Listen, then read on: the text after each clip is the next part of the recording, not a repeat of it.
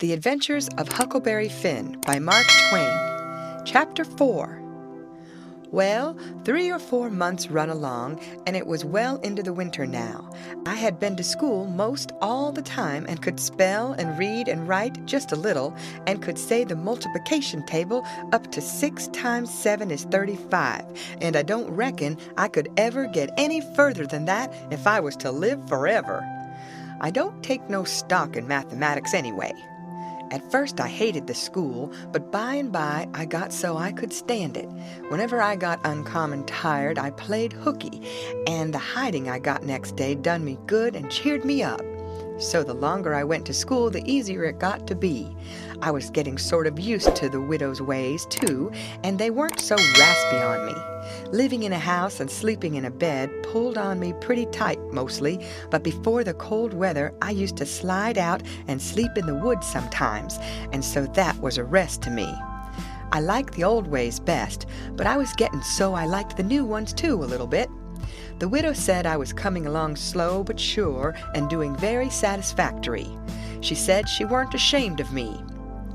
One morning, I happened to turn over the salt cellar at breakfast. I reached for some of it as quick as I could to throw over my left shoulder and keep off the bad luck, but Miss Watson was in ahead of me and crossed me off. She says, "Take your hands away, Huckleberry. What a mess you are always making." The widow put in a good word for me, but that weren't going to keep off the bad luck. I knowed that well enough. I started out after breakfast feeling worried and shaky and wondering where it was going to fall on me and what it was going to be. There is ways to keep off some kinds of bad luck, but this wasn't one of them kind, so I never tried to do anything, but just poked along low-spirited and on the watch-out. I went down to the front garden and clumb over the stile where you go through the high board fence.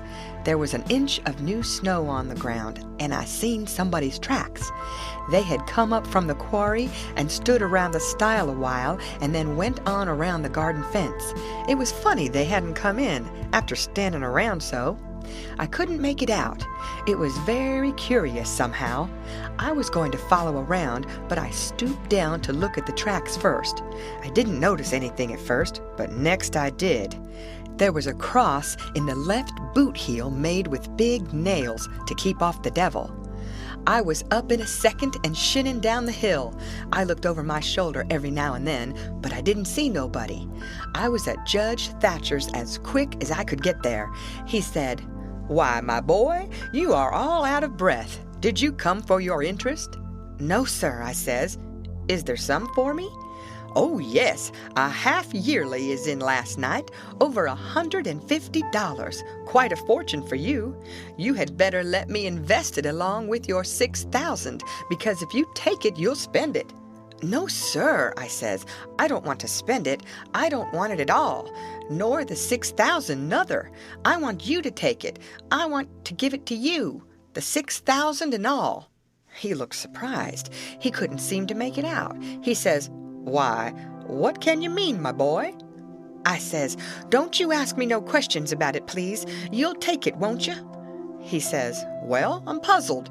Is something the matter?" "Please take it," says I, "and don't ask me nothing. Then I won't have to tell no lies." He studied it a while, and then he says, "Oh, ho, ho, I think I see. You want to sell all your property to me, not give it. That's the correct idea." Then he wrote something on a paper and read it over and says, "There, you see it says, 'for a consideration.' That means I have bought it of you and paid you for it. Here's $1 for you. Now you sign it." So I signed it and left. Miss Watson's nigger Jim had a hairball as big as your fist, which had been took out of the 4th stomach of an ox, and he used to do magic with it. He said there was a spirit inside of it, and it knowed everything. So I went to him that night and told him Pap was here again, for I found his tracks in the snow. What I wanted to know was what he was going to do, and was he going to stay? Jim got out his hairball and said something over it, and then he held it up and dropped it on the floor. It fell pretty solid and only rolled about an inch. Jim tried it again and then another time, and it acted just the same. Jim got down on his knees and put his ear against it and listened. But it warn't no use. He said it wouldn't talk. He said sometimes it wouldn't talk without money. I told him I had an old slick counterfeit quarter that warn't no good because the brass showed through the silver a little, and it wouldn't pass nohow, even if the brass didn't show, because it was so slick it felt greasy, and so that would tell on it every time. I reckoned I wouldn't say nothing about the $1 I got from the judge. I said it was pretty bad money, but maybe the hairball would take it, because maybe it wouldn't know the difference. Jim smelt it and bit it and rubbed it and said he would manage so the hairball would think it was good. He said he would split open a raw Irish potato and stick the quarter in between and keep it there all night, and next morning you couldn't see no brass, and it wouldn't feel greasy no more, and so anybody in town would take it in a minute, let alone a hairball. Well, I knowed a potato would do that before, but I had forgot it. Jim put the quarter under the hairball and got down and listened again. This time he said the hairball was all right. He said it would tell my whole future if I wanted it to. I says, go on. So the hairball talked to Jim, and Jim told it to me. He says, your old father don't know yet what he's a-going to do. Sometimes he spec he'll go away, and then again he spec he'll stay.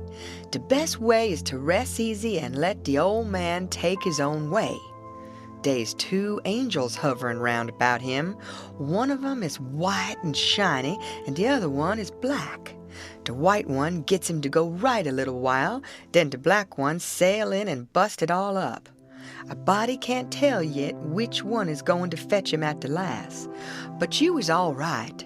You going to have considerable trouble in your life and considerable joy. Sometimes you're going to get hurt, and sometimes you're going to get sick, but every time you's going to get well again. Dey's 2 gals flying about you in your life. One of 'em's light and the other one is dark. One is rich and the other is poor. You's going to marry the poor one first and the rich one by and by. You wants to keep way from the water as much as you can and don't run no risk, case it's down in the bills that you's going to get hung. When I lit my candle and went up to my room that night, there sat Pap, his own self. End of chapter. Read by Lorraine Montgomery for Lit to Go on the web at fcit.usf.edu.